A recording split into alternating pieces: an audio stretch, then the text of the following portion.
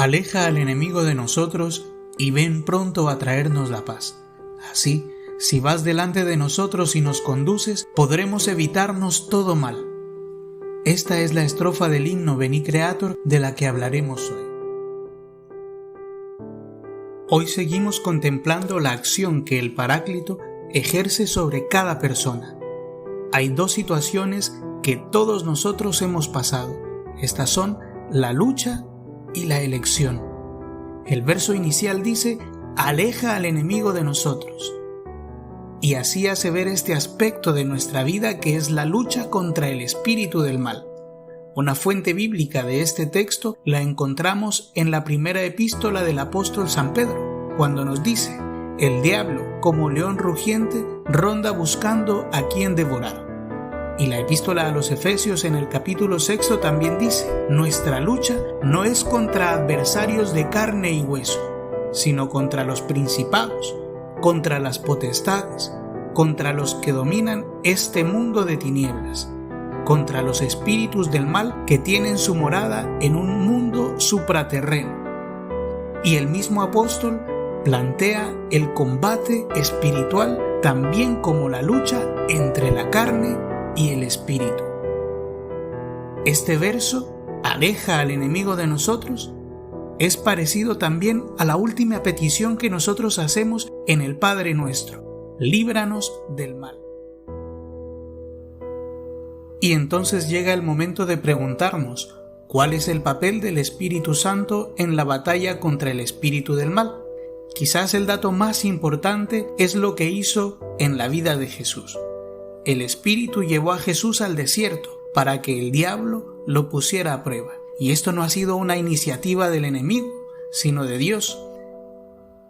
No es que Jesús, yendo al desierto, caiga, por así decirlo, en una trampa del diablo, sino que obedece a una inspiración del Espíritu. Por eso también aparece al final de las tentaciones. Una vez superada la prueba, Jesús, lleno de la fuerza del Espíritu, regresó a Galilea. Una vez que Él se ha librado de Satanás, también va y libra a otros. En el Evangelio según San Lucas, Jesús nos dice: yo expulso a los demonios con el dedo de Dios. Algo que es importante destacar es que Jesús tenía la certeza de que su poder sobre el demonio es debido a la presencia y a la acción del Espíritu Santo en él. Y no solo eso, sino que la victoria sobre Satanás era signo de que Él, con su venida, ha traído a nosotros el reino de Dios. Después de la muerte y la resurrección de Jesús, el Espíritu Santo manifiesta al mundo la derrota de Satanás. Y no solo es como una revelación, como un conocimiento, sino que al interior de los corazones de los discípulos les dio la certeza de que el demonio estaba vencido. Y eso también les dio una confianza en la lucha. Eso mismo hace con nosotros el Espíritu, y lo hace a través de nuestra vida sacramental, a través del bautismo, en el que somos regenerados y limpiados del pecado original por la venida del Espíritu Santo en nosotros, que después también recibiremos en su plenitud en el sacramento de la confirmación.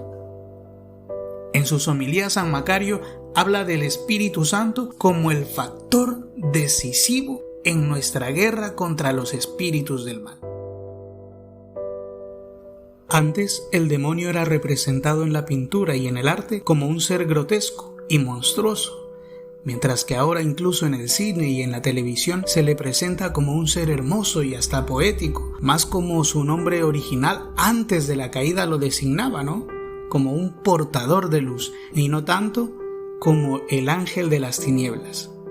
Y es triste ver cómo se le quiere hacer muchas veces hasta simpático y amigo, capaz de amar, mientras que al Espíritu Santo, a los ángeles y a todo lo que representa el bien se le ve con un gran recelo.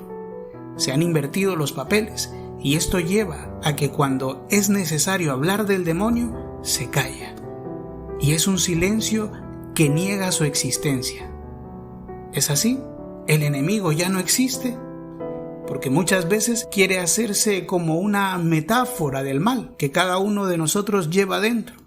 pero su existencia se ve demostrada, y no tanto por los pecados, sino más bien por la vida de los santos, que dan un testimonio de su lucha contra esta realidad oscura.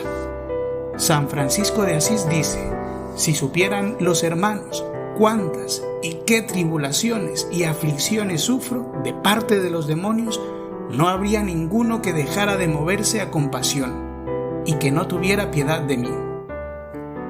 Los que dicen que no existe el demonio pensando que es todo superstición son como aquel astronauta que al viajar al espacio dijo que Dios no existía, porque él no lo había visto allá arriba. Simplemente están viendo en el sitio equivocado. Así como el Espíritu Santo nos da sus dones, también el enemigo trae consigo unos frutos, y uno de ellos es la angustia. Por eso este verso del Veni Creator aleja el enemigo de nosotros, podría decir también aleja la angustia de nosotros. Después de la resurrección de Jesucristo de entre los muertos, el demonio está atado, como un perro a la cadena. No puede morder a nadie, excepto a aquel que se le acerca. Puede ladrar, pero no morder. En efecto, él no hace daño obligando, sino persuadiendo, convenciendo.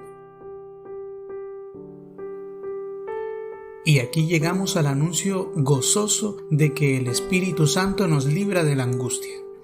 También hoy Jesús sigue expulsando a los demonios con el dedo de Dios. La epístola a los Romanos nos dice: ustedes no han recibido un espíritu que los haga esclavos, de nuevo bajo el temor, sino que han recibido un espíritu que los hace hijos adoptivos y les permite clamar Abba, es decir, Padre.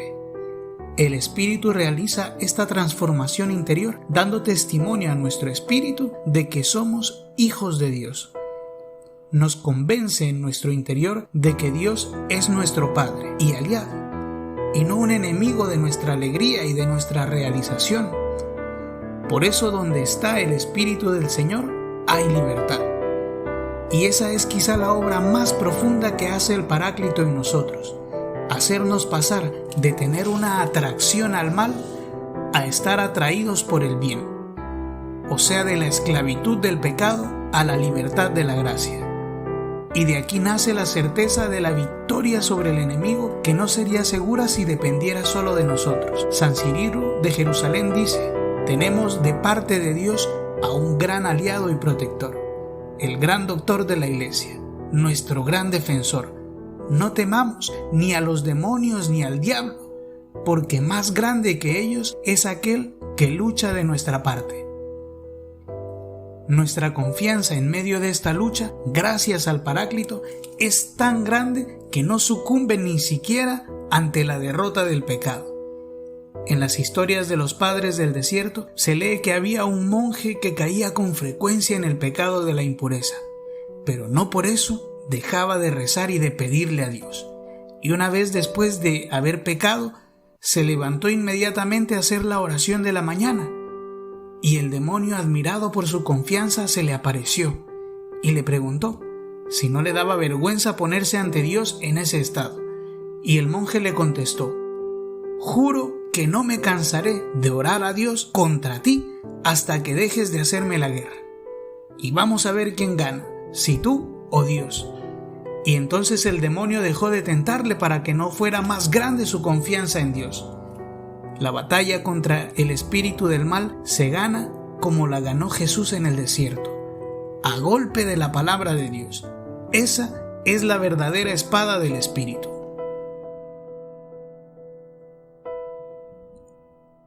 El Espíritu Santo nos concede la paz de Dios. La paz es uno de los anhelos más universales y más profundos. El Veni Creator, en este segundo verso, afirma que hay una unión entre la paz y el Espíritu Santo. Dice: y ven pronto a traernos la paz. De hecho, Tertuliano escribe después de aquella especie de bautismo del mundo que fue el diluvio, cuando fue lavada la antigua maldad humana, la paloma que había sido enviada desde el arca y volvió con la ramita de olivo, fue la mensajera que anunció la paz al mundo y el fin de la cólera divina. Es decir, la paloma se convirtió en un símbolo de paz. La paloma del Espíritu Santo, enviada por el cielo sobre la Iglesia, prefigurada en el arca, se posa ahora sobre aquellos que salen del baño de regeneración, que es el bautismo, donde se han depositado los pecados de la vida pasada, trayendo la paz de Dios. También el Salmo 55 nos dice: «Quien me diera alas de paloma para volar y hallar reposo». Cuando Dios creó a Adán, no le dio alas materiales, como a los pájaros, pero le preparó las alas del Espíritu Santo, para elevarle y hacerle descansar donde el Espíritu le lleve. Pidamos también nosotros a Dios que nos dé las alas de la paloma, que son las del Espíritu Santo, para volar y hallar descanso en Él. Cuando decimos en este himno, aleja al enemigo de nosotros y pronto ven a traernos la paz, estamos pidiendo al Espíritu Santo que realice en nuestra vida aquello que realizó en la vida de Cristo, que es superar la lucha, las tentaciones y que nos haga gustar ya en esta vida algún adelanto de la paz eterna que nos espera en el cielo. Pero la paz que pedimos no es una tranquilidad, no es no tener problemas ni dificultades, sino más bien la paz durante y después de la prueba. La epístola a los Gálatas nos enseña que los frutos del Espíritu son el amor, la alegría, la paz, la tolerancia, la amabilidad, la bondad, la fe, la mansedumbre y el dominio de sí mismo. Muchas veces dentro de nosotros hay concupiscencias y deseos terrenales, y también está nuestro espíritu que quiere ser conducido por Cristo. Y esto causa en nosotros una lucha entre la carne y el espíritu.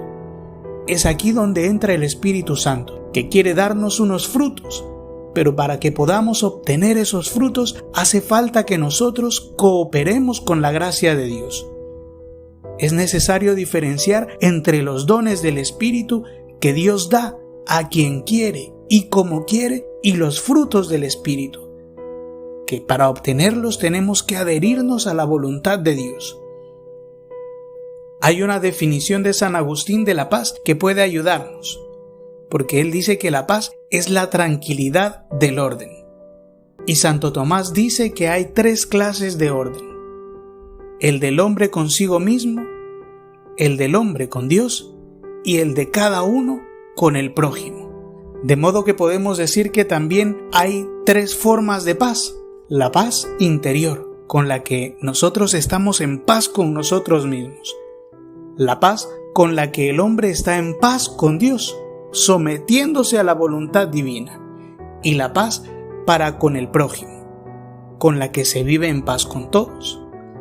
Pero la Escritura nos invita a descubrir un significado de la paz todavía más elevado, cuando nos habla de la paz de Dios, y el Dios de la paz, porque no es solamente algo que Dios da, sino también es lo que Él es. De hecho, para Dionisio Areopagita, paz es uno de los nombres de Dios, y aunque la paz es común a las 3 divinas personas, lo es de un modo especial del Espíritu Santo, que es el vínculo de la paz entre el Padre y el Hijo. Esta paz es un don dado a nosotros por Dios y no depende de los méritos que se puedan tener. Es lo que los ángeles cantan en el momento del nacimiento de Cristo. En la tierra, paz a los que gozan de su amor. No depende de que no hayan contrariedades, de que no hayan tentaciones y luchas. Esta paz es todavía más profunda. Jesús nos dice: les he dicho todo esto para que puedan encontrar la paz en su unión conmigo. En el mundo encontrarán dificultades y tendrán que sufrir, pero tengan ánimo, yo he vencido al mundo.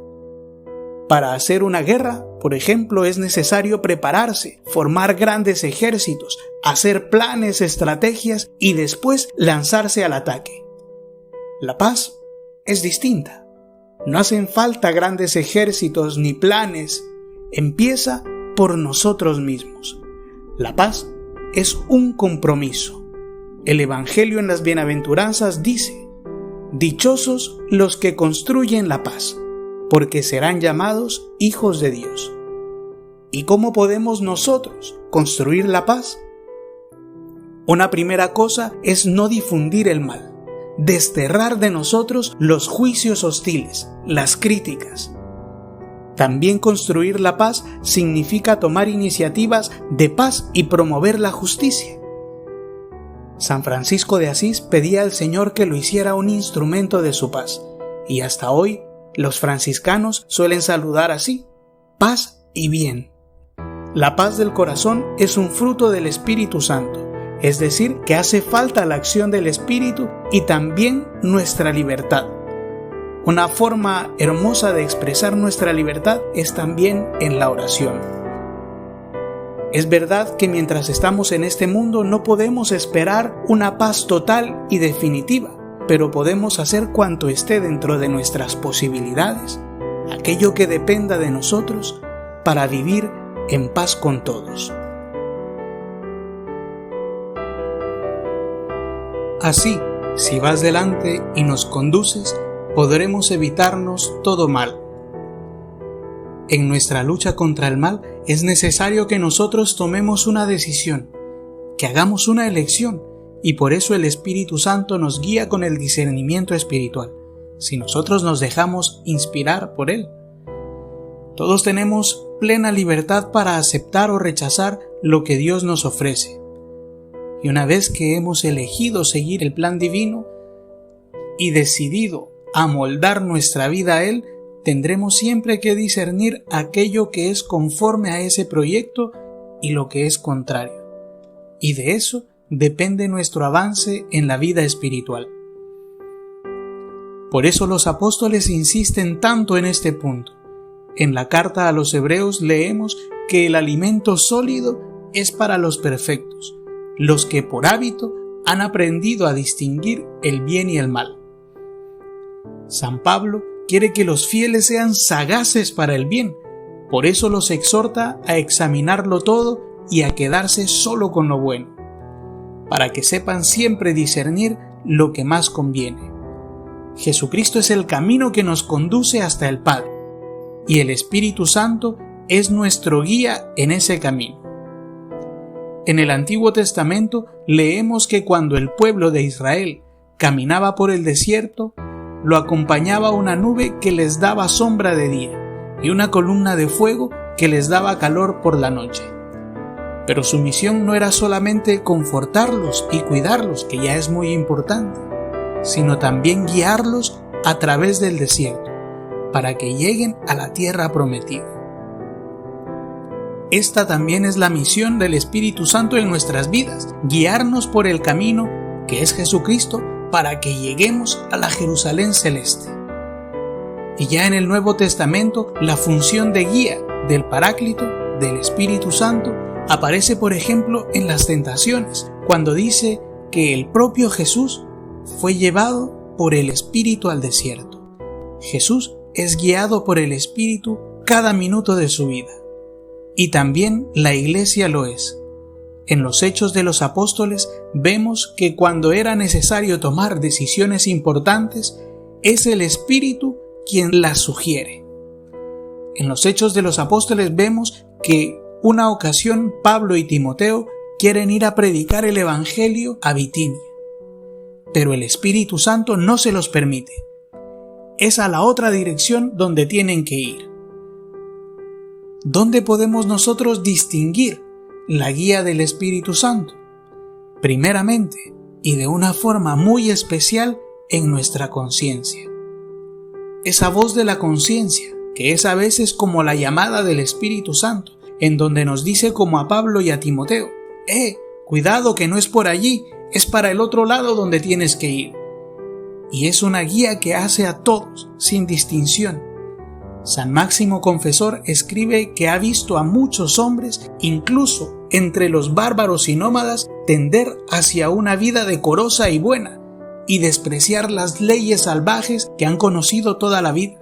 La conciencia es como una ley interna, que en los creyentes está potenciada y elevada, porque ya no es una llamada desde afuera que hace el Espíritu Santo, sino que es su presencia, dentro de nosotros la que nos guía, si nosotros le escuchamos. Además de la conciencia, también nosotros tenemos a la Iglesia, que con su magisterio, con sus enseñanzas, nos guía. En el Apocalipsis, al final de cada una de las 7 cartas, se lee: el que tenga oídos, que escuche lo que el Espíritu dice a las iglesias. El Espíritu habla también a las distintas comunidades donde había llegado el Evangelio, no solo habla a cada individuo. San Ireneo escribe: a la Iglesia ha sido confiado el don de Dios, como el soplo a cada hombre creado. De él no participan los que no acuden a la Iglesia. Separados de la verdad, se agitan en toda clase de errores, dejándose sacudir por ellos. Cambian de opinión continuamente sobre los mismos argumentos y nunca tienen un pensamiento estable. Desechar cualquiera de estos 2 guías del Espíritu Santo es fatal. Cuando descuidamos el testimonio interno que nos da en nuestra conciencia, es fácil caer en un legalismo en el que no se tiene nunca en cuenta a la persona, sino la ley. Y cuando descuidamos el testimonio apostólico que se nos presenta en la Iglesia, podemos caer en un subjetivismo y en el fanatismo. Cuando se reduce todo a la escucha personal y privada del Espíritu, se abre un camino que lleva a las divisiones y a las subdivisiones, en donde cada uno cree tener la verdad absoluta. Y eso tristemente es lo que pasa con los hermanos protestantes. También existe el riesgo de absolutizar la guía externa que nos hace el Espíritu Santo a través de la Iglesia, y así llegamos incluso a desconfiar de lo que el Espíritu nos dice en lo íntimo, dentro de nuestros corazones. Como siempre y en todo, es necesario que encontremos un equilibrio entre las 2 cosas. Haz que en ti conozcamos al Padre, asimismo al Hijo conozcamos. En ti que eres Espíritu de ambos, haz que creamos eternamente. El Espíritu Santo nos da dentro de nuestros corazones el sentirnos hijos de Dios.